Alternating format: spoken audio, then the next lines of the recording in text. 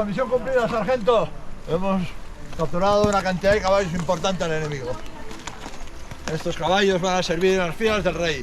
Así que, enhorabuena, mi sargento. A mandar. ¿Mandar? No solo mandar. Suscríbanse, denle al like y descubrirán lo que sucede en este episodio.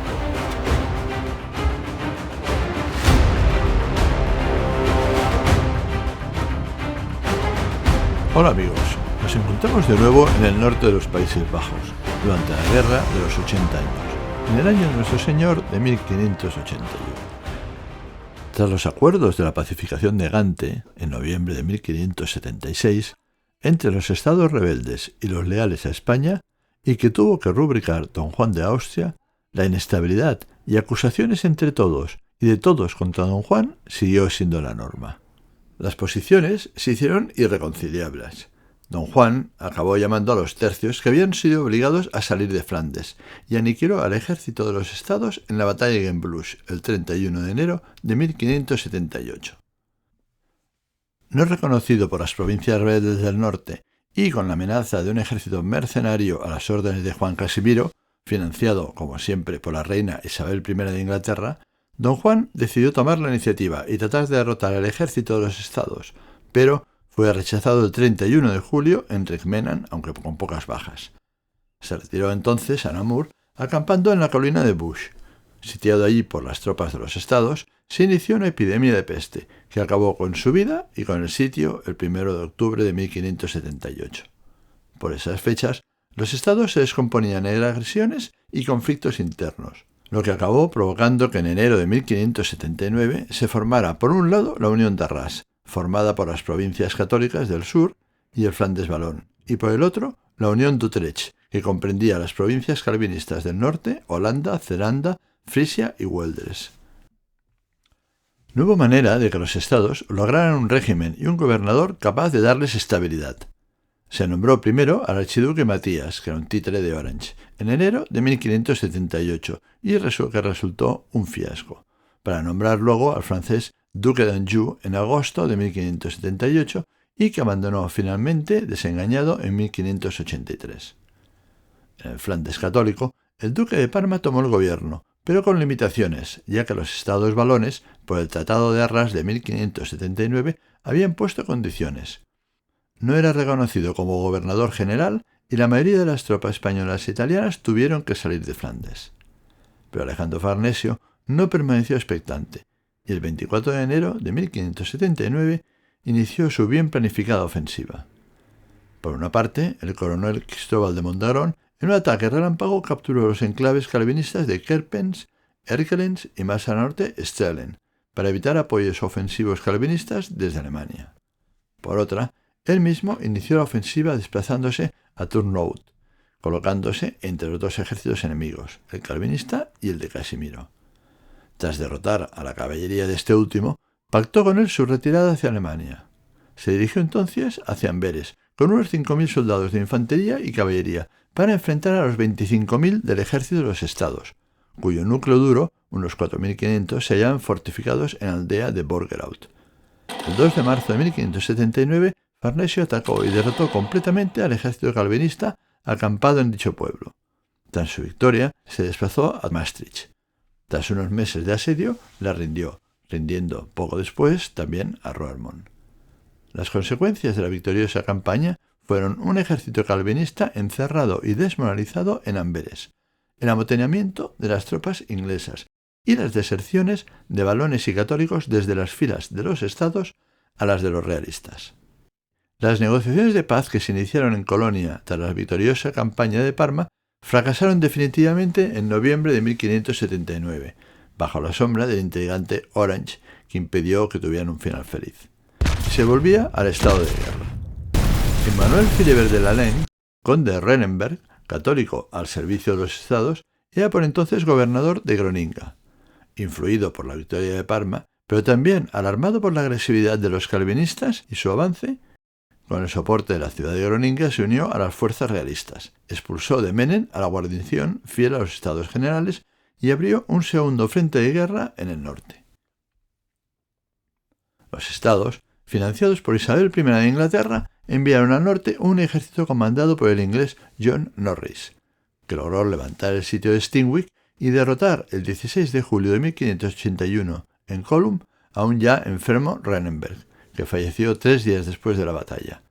Las tropas de los estados, esta vez a las órdenes del conde Hohenlohe, iniciaron el sitio de Groninga.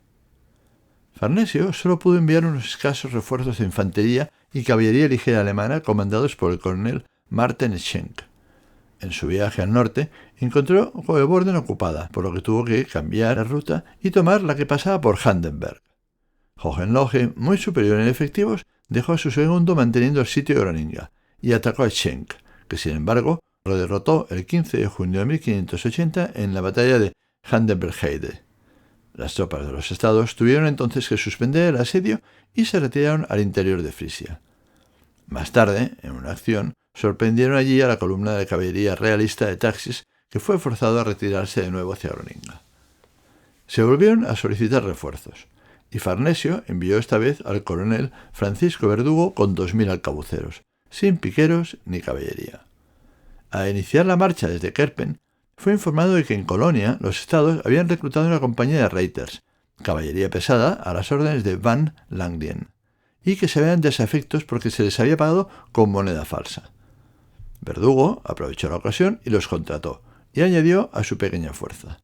Desde Colonia, Verdugo se trasladó al norte, por el Rin y pasando por Xanten, se reunió con la caballería de Van Langdien, que se había desplazado hasta allí por tierra. Unidas ambas fuerzas, se trasladaron a Bredevoort y por Coevorden, que estaba ya liberada, llegar finalmente a Groninga. Una vez en Groninga, se dedicó a pagar soldadas que se debían, licenciar a mercenarios alemanes problemáticos y enviar de nuevo las 3 compañías de caballería pesada al sur, las del coronel Schenk y las del Van Langdien, para que se reunieran con Farnesio y ayudarle en el asedio de Tournai.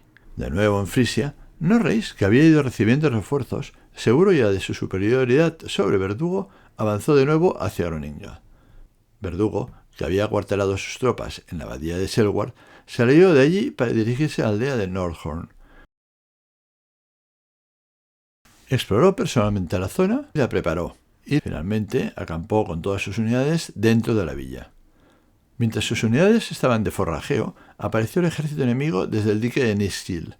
Verdugo enseguida se dio cuenta de que venían sin bagaje y formando en escuadrones, y dedujo correctamente que iba a ser atacado. Sacó las unidades de Nordhorn y formó en la llanura. Norris, acompañado de Luis de Nassau, y que creía que los realistas se iban a defender atrincherados en la villa, tuvo entonces que desplegarse apresuradamente en orden de batalla, improvisando el despliegue y los movimientos de las unidades. Por el contrario, Verdugo tenía muy claro lo que se debía hacer.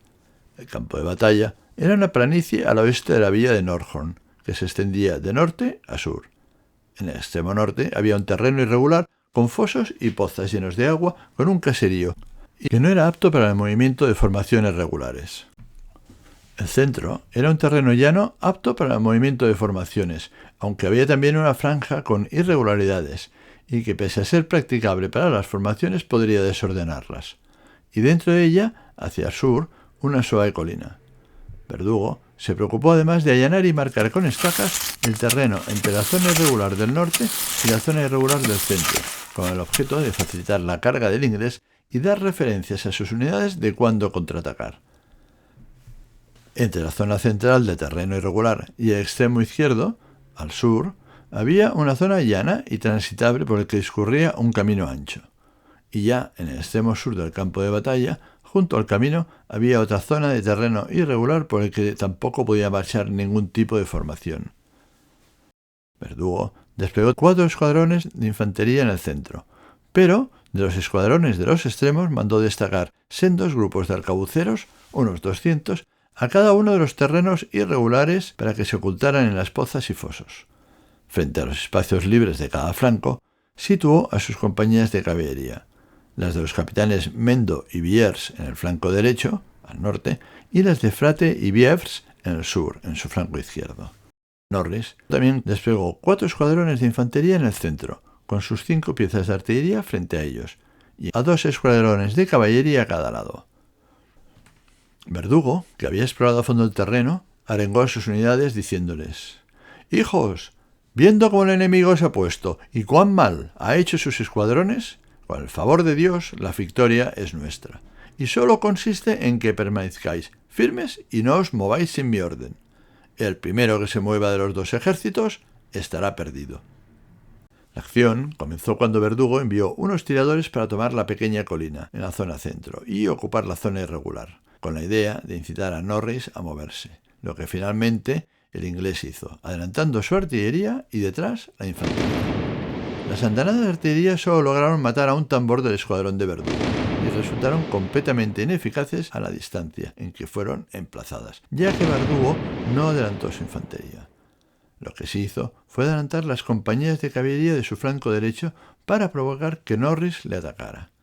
Pero mientras estaban escaramuceando en el centro para traer el grueso del ejército enemigo, las compañías de caballería de Mendo y Villers, sin autorización para ello, cargaron sobre la caballería inglesa de Norris, desbaratando los preparativos que se habían hecho y siendo ellas las que se desordenaran en lugar de las inglesas. Norris vio la oportunidad y contracargó con su caballería y el escuadrón de infantería de su izquierda. La caballería española, desordenada, fue rota y puesta en fuga. El flanco derecho español estaba prácticamente batido, pero en el flanco izquierdo fue la caballería de los estados la que cargó por el terreno libre del camino junto al bosque. Cuando pasaron justo enfrente de los arcabuceros ocultos en el terreno, sufrieron una descarga a menos de 30 metros, que les ocasionó muchas bajas y los desordenó. Ese fue el momento en que Verdugo ordenó cargar a las compañías de Frate y Biebs. Desordenados y con muchas bajas, los calvinistas no vieron llegar la contracarga y fueron barridos, abandonando el campo de batalla a todo galope. La infantería del centro izquierda cerró entonces contra la infantería calvinista que se había adelantado para apoyar la carga de la caballería.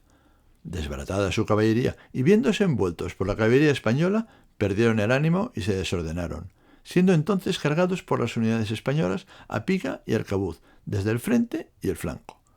Con numerosas bajas se desbandaron. A estas unidades les siguieron los escuadrones centrales.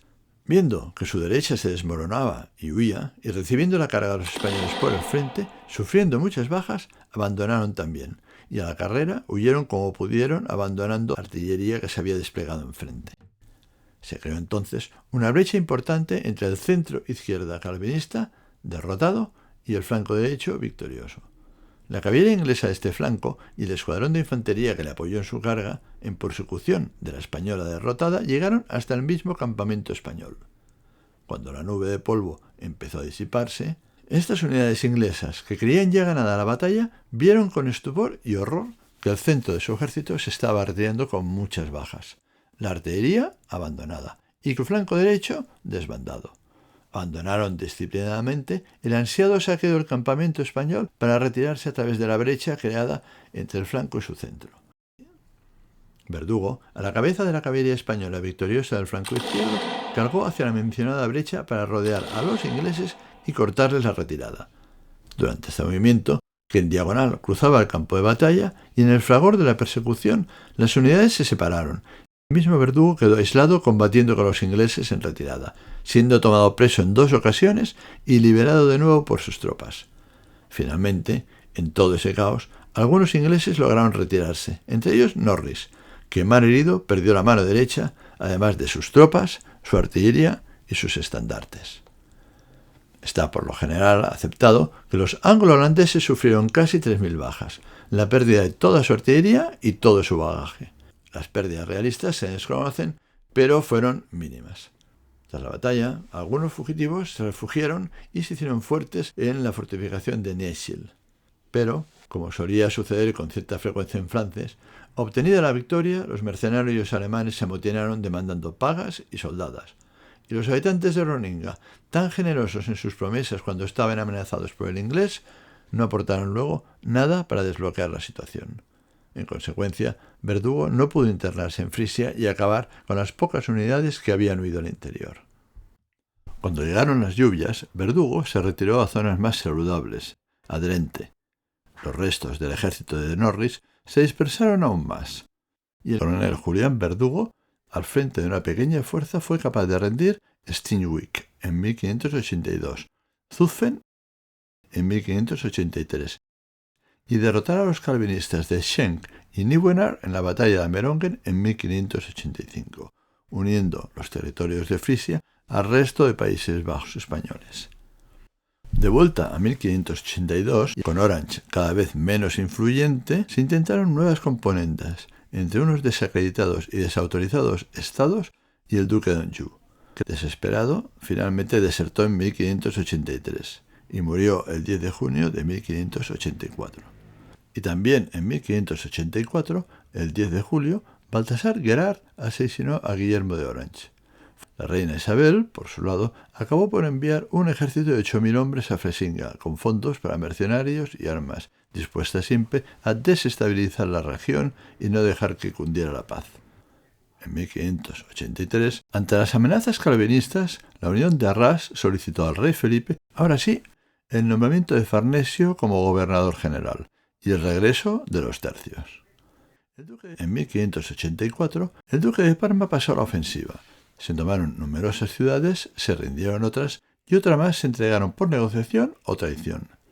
Farnesio planeó cerrar el Val y el Mosa para aislar las ciudades del interior, especialmente Grave, cortarles el comercio y evitar que la flota de los estados, los antiguos mendigos del mar, pudieran socorrerlas. Y los tercios se dirigieron a la isla de Bommel, en donde convergían ambos ríos, ocupándola y fortificándola en su extremo oriental, y así poder cerrar ambos ríos simultáneamente a la navegación de los barcos enemigos. Pero los calvinistas tenían otros planes, y esos los veremos en el próximo episodio, en el milagro de Empel. Y si este capítulo os ha gustado, no olvidéis suscribiros, darle al like y activar la campanilla para ser notificados de los nuevos vídeos publicados. Hasta luego amigos, nos veremos en la isla de Bommel.